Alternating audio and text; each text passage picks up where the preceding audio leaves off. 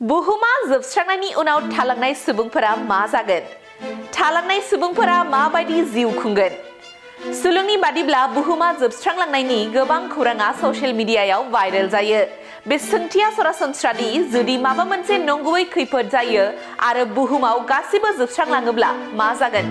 जुदि बियो थारैनो जायोब्ला बुहुमाव थालांनाय सुबुंफोरखौ थांनानै थाहोनो थाखाय लाहार फाहार खालामनाय जादों। मिथिनो मोननाय बादिब्ला नरवेनि स्वालबार्डआव मोनसे जायगा दङ जेराव गासै मुलुगनिफ्राय गुबुन गुबुन रोखोमनि बेगरनि जोलैफोरखौ बुथुमनानै दोनथुमनाय जादों, जाय खैफोदनि उनाव सुबुंफोरनो थांनानै थानो थाखाय जाग्रा आदार होगोन। बेवहाय बुहुमाव थानाय गासिबो बेगरनि जोलैफोरनि माखासे बिबांखौ दोननाय जादों। बेनिखायनो बेखौ सीड बैंक एबा सीड वर्ल्ड बुंनाय जायो।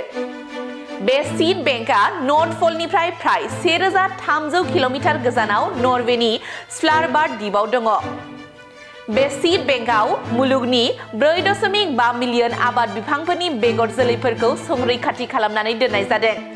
मिथिंगायारि खैफोद, दावहा, बोथोर सोलायनाय बायदि जायखिजाया जाहोननि थाखाय बुहुमनिफ्राय बायदि रोखोमनि बेगरनि जोलैफोरा गोमालाङोब्ला सीड बेंकआव मोनसे इन्सुरेन्स बायदि दोनथुमनाय बेगरनि जोलैफोरखौ सुबुंफोरा बाहायनो हागोन।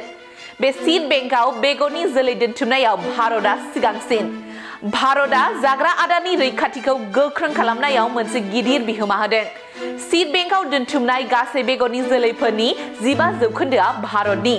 मेक्सिक'आ 6.1% जों नैथि बयनिख्रुइबो देरसिन बेगरनि जोलै दोनथुमग्रा आरो आमेरिकाया 3.8% जों थामथि बयनिख्रुइबो देरसिन बेगरनि जोलै दोनथुमग्रा जानो हादों।